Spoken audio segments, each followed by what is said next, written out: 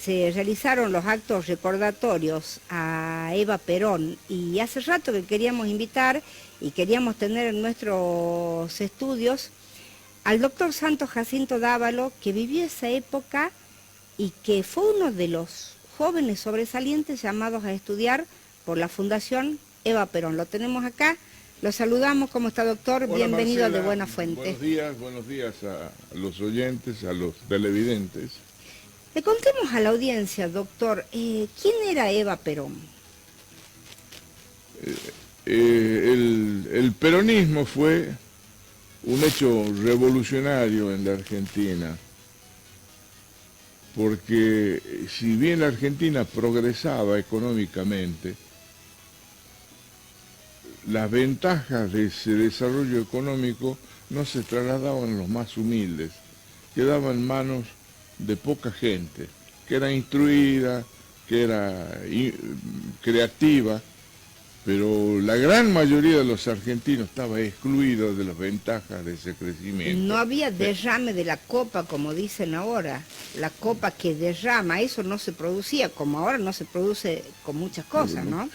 Claro, lo que ocurrió en el peronismo no fue un derrame de la copa, fue repartir lo que había dentro de la copa, y eso permitió a toda la gente humilde, como es el caso mío, a recibir una educación de primera calidad y de llegar inclusive a la universidad, porque las puertas de la universidad se abrieron los más humildes, se crearon centros de estudios técnicos, las escuelas industriales que les llamaban. Existía un banco industrial que automáticamente con la sola presentación del título le daba un crédito para comprarse un torno para metales o un torno para madera, según la especialidad que uno tenía. Y ya en ese momento aparece la figura de Eva Perón. Perón era el conductor, era un gran estadista, un hombre que se movía con mucha agilidad dentro de lo que ocurría en el mundo. Por eso, en ese momento donde había un tironeo entre la Unión Soviética y en Estados Unidos, Perón dice, no señores, tenemos que manejarnos en forma independiente y no depender necesariamente de uno de los dos sectores en pugna. Porque si uno está con Estados Unidos, se enojaba la Unión Soviética. Si uno estaba con la Unión Soviética, se enojaba Estados Unidos. Entonces buscó una tercera posición que a la larga se admitió internacionalmente a través de los países no alineados. Perón era el conductor, pero Evita era el alma, era el espíritu del movimiento peronista. A tal punto que cuando ella muere, empieza a declinar el gobierno de Perón. No era exactamente el mismo, porque de alguna manera ella era la conductora del movimiento y él era el jefe de Estado, el jefe de gobierno, el que proyectaba, el que ejecutaba. Y por esa razón, los hombres de mi edad tenemos un recuerdo muy cariñoso y agradecido hacia Eva Perón. ¿Cómo fue su caso? ¿Qué fue lo que le En el pasó caso a mío, Santos Jacinto Dávalo? yo era estudiante del Colegio Nacional. Sí. Y si uno tenía un buen promedio, podía aspirar a ir a la ciudad estudiantil en Buenos Aires, que era de la Fundación Eva Perón. Yo me presenté. ¿Era como concurso? ¿Cómo no, era? no, era una selección. Sí. El que seleccionaba en ese momento era el director de la escuela normal. Me presento, llevo mis libretas, me dice, sí, usted está en condiciones. Me preguntó algunas cosas, pero no me ¿A qué preguntó. año iba? ¿Cuántos años tenía, Yo doctor? tendría 15 años. 15 años. Sería 15 años, tercer 15, año, 16 una cosa años. así. No me preguntó si yo era peronista. Sí. Ni me preguntó si mis padres eran peronistas, mis padres eran paraguayos. Todavía no se habían nacionalizado, o sea que ni siquiera votaban. Eso no influyó para nada en la decisión. Lo importante fue la entrevista personal y las notas que tenía. ¿Y usted a los 15 años por qué quería ir a la ciudad estudiantil?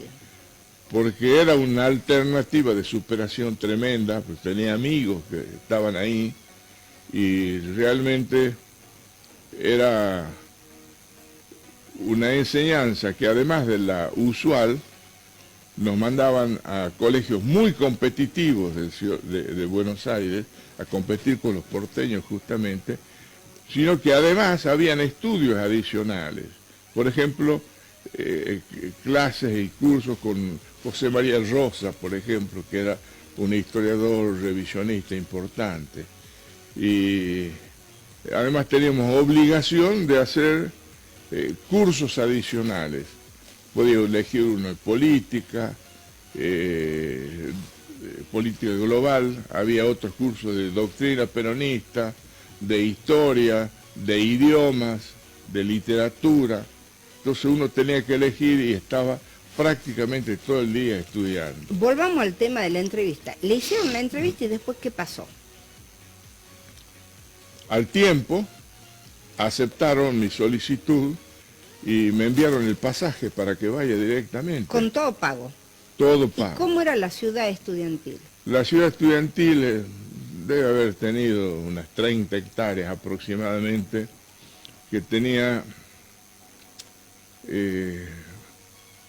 lugares para que la gente viva, lugares para que la gente estudie, lugares para practicar deporte. Había una cancha de fútbol de las dimensiones usuales, con tribunas. Teníamos campeonatos de atletismo, de fútbol, de básquet. Inclusive los más aptos competían en la Unión de Estudiantes Secundarios, mezclado con los que ganaron en 1948 el Campeonato Mundial de Básquet, para que se dé una idea de... Bueno, nos enseñó a ver el mundo de distintas maneras, y en el caso mío me permitió ver más allá de los cerros, porque los salteños, de alguna manera, los cerros nos circundan y vemos muy poquito, muy cerca. Ahora, otros salteños que estuvieron allí, ¿quiénes más fueron a la ciudad estudiantil?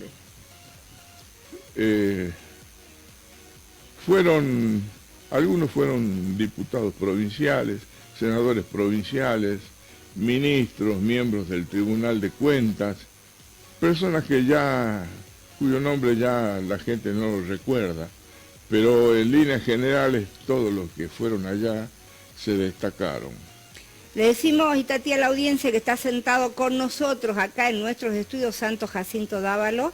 Él estuvo en la ciudad estudiantil de la Fundación Eva Perón. Vamos a hablar de su vida, pero también vamos a hablar de la realidad actual. A los que les interese opinar, mandar mensajes y demás, ¿a dónde lo pueden hacer? Marcela, la audiencia puede comunicarse con nosotras al 3874-147-505, 3874-858-977, en las líneas fijas 421-4208 o 421-4199. Doctor, el peronismo, de lo que fue en esa época, después que murió Evita, como usted dice, el alma del movimiento, ¿cómo fue y cómo sigue hasta ahora? Bueno, la característica del primer peronismo, digamos, la que culmina en el 55, era que todos tenían que trabajar, todos tenían que estudiar. No se conocían huelgas, ni se conocían piquetes, porque todo se consensuaba. Y todo el mundo tenía posibilidad de trabajar y posibilidad de estudiar, que era lo más importante. Se recibía una educación realmente de primera calidad, que no se origina en el peronismo, que ya venía de antes. Las maestras tenían un orgullo, que era el que todos sus alumnos aprendan, a tal punto que en algunas oportunidades, en 2 o en 3 veces, me he enfermado, he dejado de ir a clases por ejemplo, una semana o 10 días, y la maestra me llevaba a su casa para ponerme al día y no nos cobraba. Por eso la calidad de la enseñanza dependía de la identificación que tenía el magisterio entre su medio de vida y su modo de vida. Y el modo de vida, que era el ejercicio sagrado del magisterio, era más importante inclusive que el medio de vida, porque en general el magisterio nunca ha tenido muy buenos sueldos.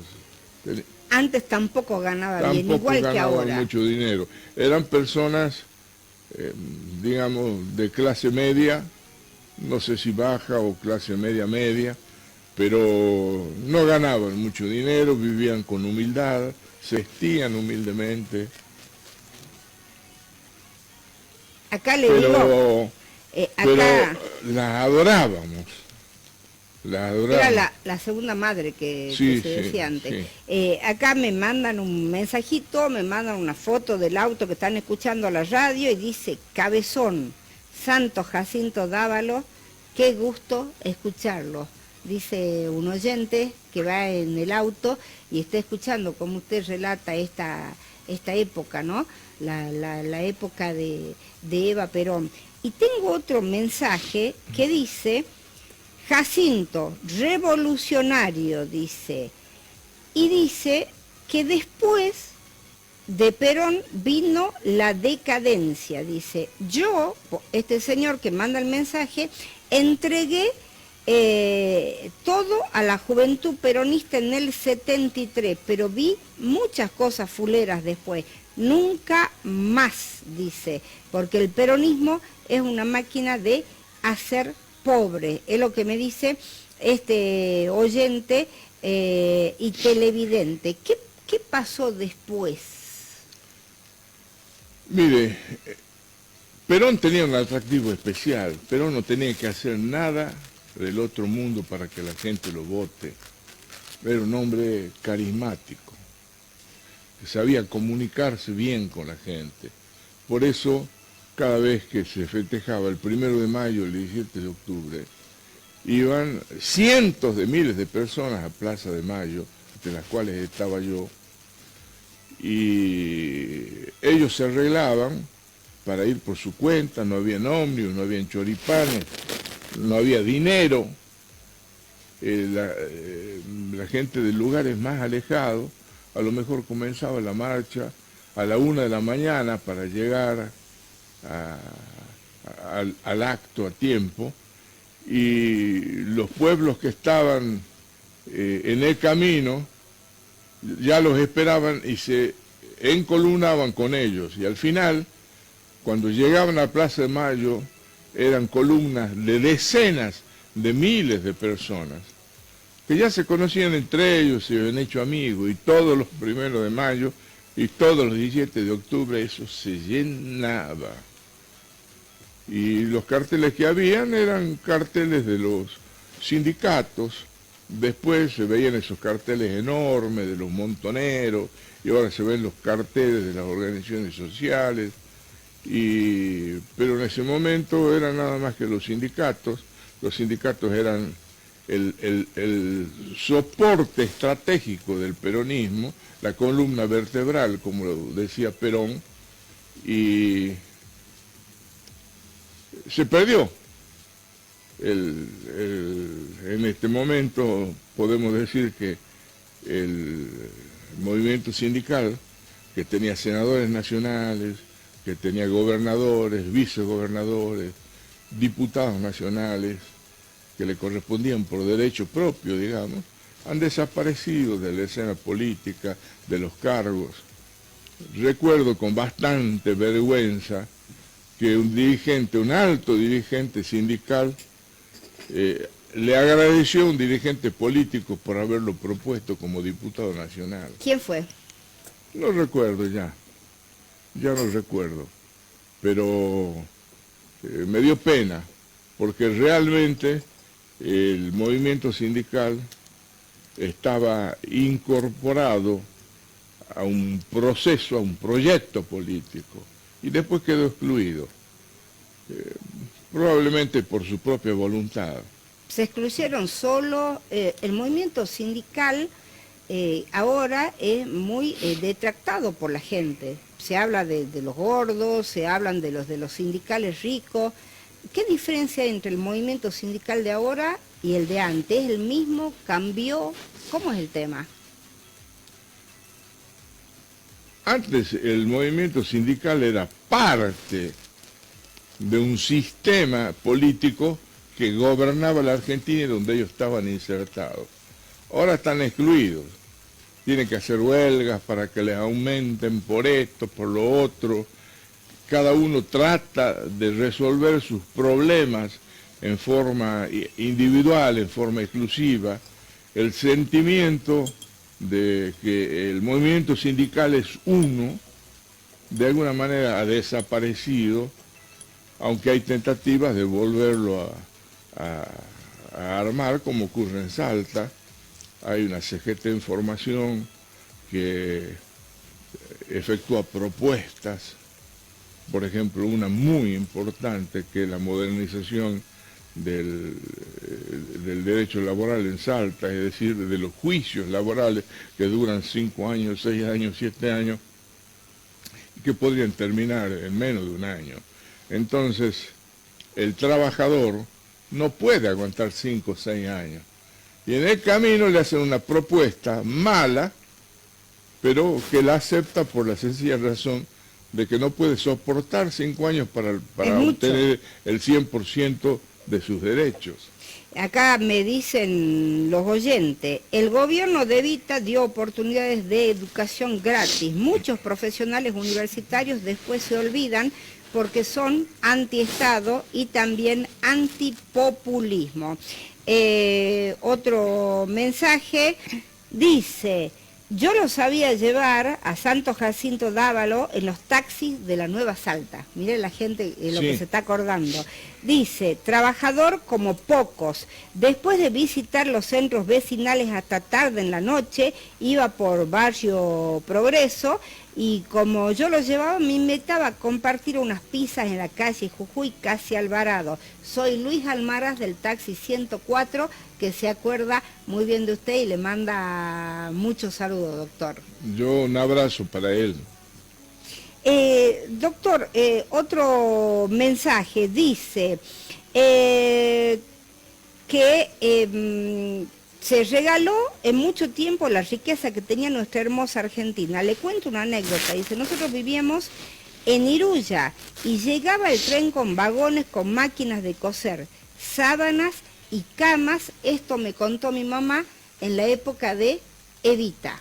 El tema de la máquina de coser, de los lugares como Chapadmalal, por ejemplo, que ahora se volvió a inaugurar y volvió a abrirse, eran todas cosas nuevas para gente que no tenía nada y para dar una oportunidad de vida, ¿no? Claro, el turismo para la mayoría de los argentinos se conoció durante el peronismo, especialmente el turismo social, en lugares como en Chapadmalal, por ejemplo, donde había espacio para miles de personas. Yo he conocido, estuve con mi familia en Chapadmalal, residiendo una semana, y realmente es un lugar magnífico, sobre el río, buenas playas, lugares de entretenimiento, realmente fabuloso, y la construcción de primera. Todo de primera. Todo lo que hizo el peronismo para los más humildes fue de primera calidad. Todo. Comenzando aquí, por ejemplo, el hospital local o el hogar escuela. ¿No es cierto? El hogar escuela, ¿cuántos años ya tiene? 70 años, 80 años. Y todavía funciona. Supongo que le habrán hecho alguna reparación, alguna gotera. Pero uno ve la calidad de la obra pública de ese momento y se da cuenta de que la idea era permanecer en el tiempo. En cambio ahora todo se construye para que dure poquito. Conseguir el rédito electoral de ese momento y después el que viene por atrás que se arregle como pueda. Inclusive Evita decía y hablaba de la sociedad de beneficencia, que era donde las damas antes hacían sus famosos tés, sus famosas fiestas para conseguir plata para los más pobres, y ella criticaba muchísimo eso y decía que no hacía falta eso, sino que había que ayudar de otra forma y que a los pobres le daban lo que les sobraba y no lo que los pobres necesitaban. De alguna manera hay que hacer un reconocimiento a las personas que en ese momento histórico se preocuparon de los más humildes, pero evidentemente no era suficiente para resolver los problemas de la gente. Tenía que existir una política de Estado para permitirnos crecer económicamente, socialmente, culturalmente, y eso fue el peronismo. Y en este momento, cuando uno habla de peronismo, habla de corrupción, pero en ese momento histórico, Marcela, nadie era corrupto. Mire, Carrillo, que fue un médico ejemplar, que introdujo para combatir el paludismo técnicas argentinas que luego se aceptaron en todo el mundo, a tal punto que el que condujo esa operación en Argentina, que era el doctor Carlos Alberto Alvarado, que luego fue ministro en Salta, lo designaron a nivel internacional. Fue un miembro de las Naciones Unidas el que tuvo a su cargo combatir el paludismo en todo el mundo. Y Pistarini, que fue el que hizo la obra pública más grande de la historia argentina, murió pobre y preso en Ushuaia. Y Samena, que era un hombre humilde, servidor, figuraba en el libro negro de la segunda tiranía como un corrupto. Y todos sabemos quién era Samena. Entonces, en el 55 se trató de denigrar todo lo positivo que tenía el peronismo, a tal punto que se prohibió la palabra Perón, peronismo, Evita, justicialismo, las insignias, se prohibió la existencia del Partido Justicialista, y la corrupción es un hecho reciente. Yo no sé en qué momento... ¿Cómo ve ahora? Le digo a los operadores que les acabo de mandar audios que me avisen cuando estén, porque hay gente que se quiere comunicar con usted y decirle cosas al aire. ¿Cómo ve el gobierno nacional ahora? ¿Es peronista? ¿No es peronista? ¿Cuál es su posición sobre lo que está pasando? Una de las características del peronismo, del primer peronismo, fue que todos los servicios públicos tenían que estar a cargo del Estado. Y eran empresas exitosas, algunas no tanto, por ejemplo la de comunicaciones, se recuerda que teníamos problemas para hablar por teléfono, que había... La CAT, la famosa CAT. Aquí, y en otros lados también funcionaba mal, no teníamos tecnología de primera, pero en todo lo demás funcionaba perfectamente bien. Empezamos a fabricar aviones, como el Pulqui, tractores, al final del gobierno se fabricaban locomotoras, los trenes, motocicletas, cosas que no existían anteriormente, automóviles. Entonces, en ese momento no se hablaba de corrupción. Podía haber acomodos, por ejemplo, para obtener el beneficio de que le den el permiso de importación de un auto, o cosas, pequeñeces en realidad, comparado con lo que ocurrió después. Menem destruyó todo lo que había construido Perón. Así que hablar del peronismo de Menem, creo que es un error, habría que hablar de menemismo. Y el gobierno actual anda a los quimbos, a los quimbazos. hace una cosa primero, después la borra. Estuvieron de acuerdo con la privatización de YPF, cobraron los enormes dividendos que eso permitió y luego la estatizaron nuevamente. Y lo mismo ocurrió, por ejemplo, con Aerolíneas Argentinas. No hay una línea clara que uno pueda, que permite identificarlos. El peronismo que yo he conocido no tiene nada que ver con esto, y quienes conducen el país a mí no me representan. Los que conducen el peronismo en Salta no me representan. Esa es la diferencia que yo veo, porque en el peronismo que yo he conocido se estudiaba y se trabajaba. Nadie vivía de arriba. Inclusive hay una doctrina peronista que se expresa en múltiples documentos, uno de los cuales son las 20 verdades, y una de esas decía que el trabajo es un derecho, pero también es una obligación. Y cada argentino tiene la obligación de producir por lo menos lo que consume. ¿Qué es lo que opina de los planes sociales, doctor? Los planes sociales son una necesidad de este momento, pero lo que está ocurriendo es que se perpetúan en el tiempo porque es una herramienta electoral muy importante.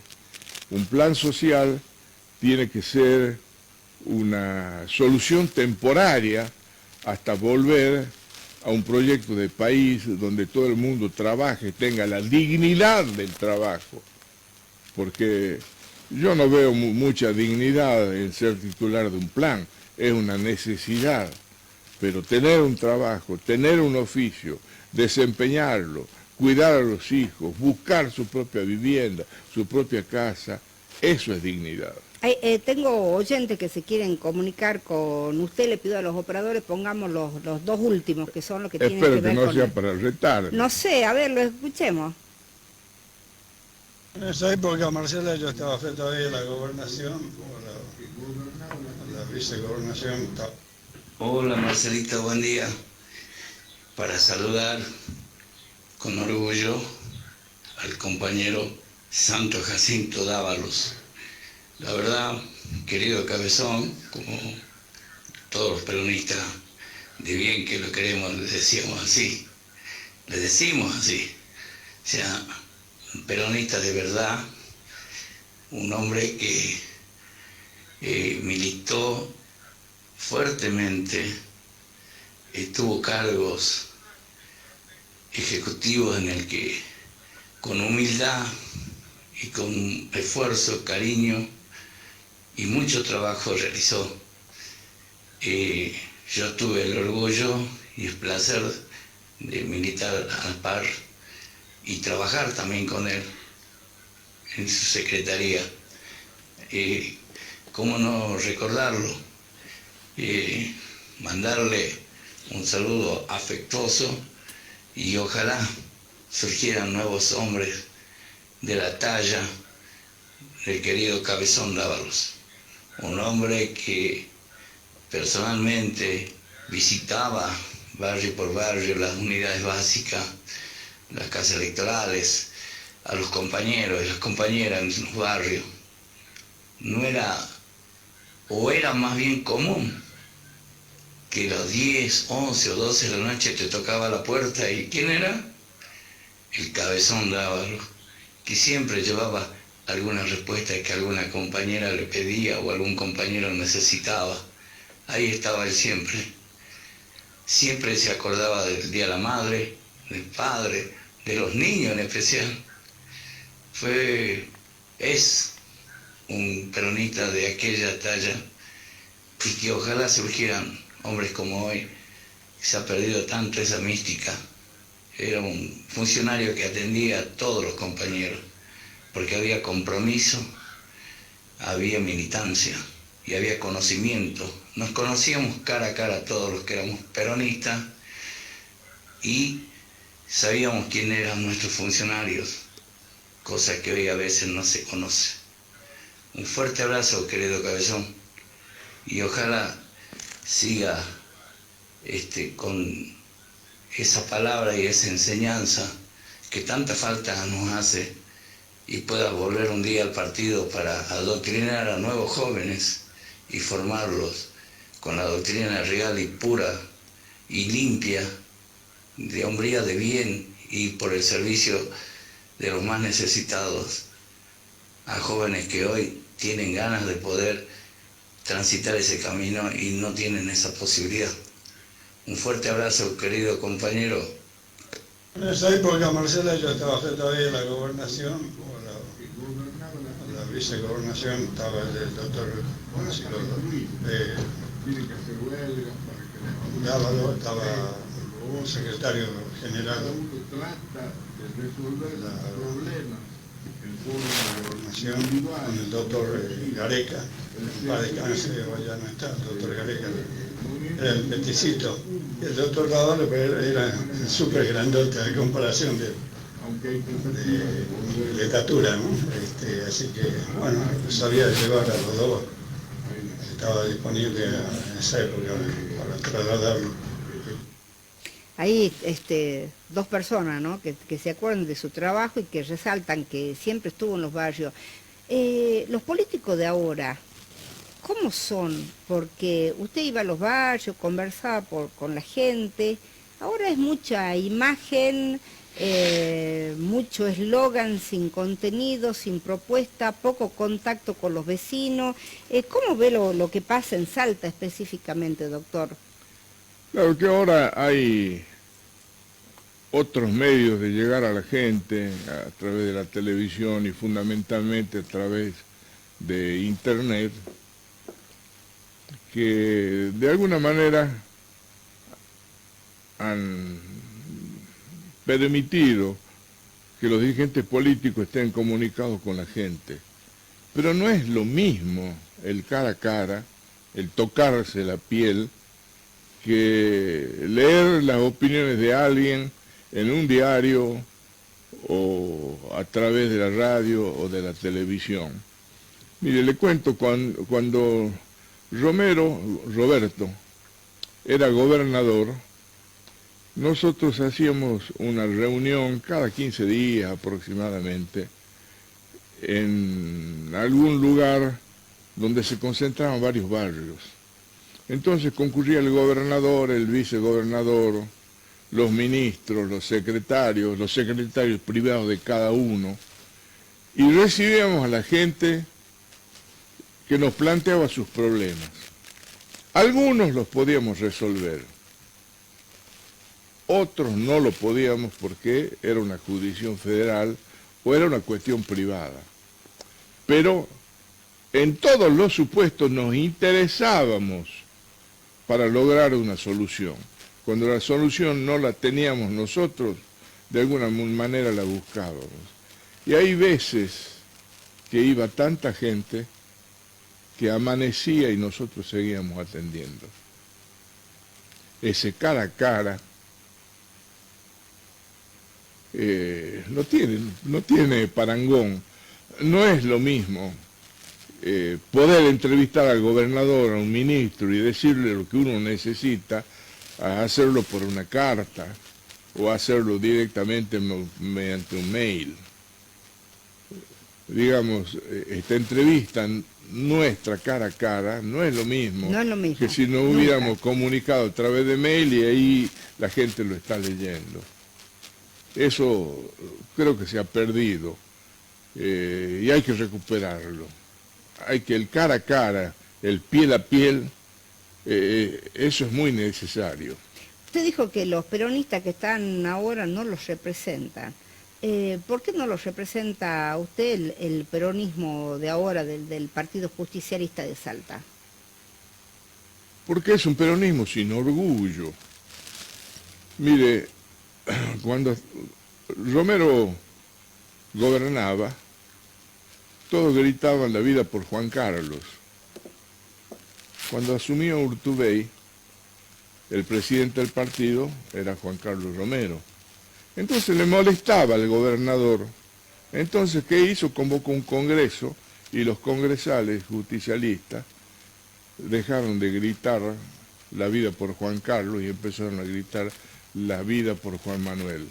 Y modificaron la Carta Orgánica de tal manera que el legítimo presidente del Partido Justicialista se quedaba sin ninguna función específica. Crearon una comisión de acción política que permanece hasta ahora.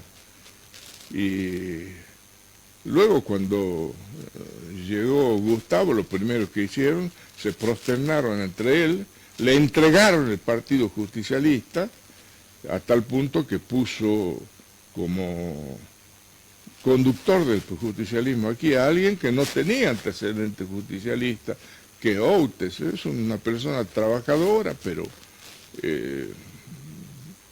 digamos, el espíritu del peronismo para recrear el justicialismo, él no lo tiene.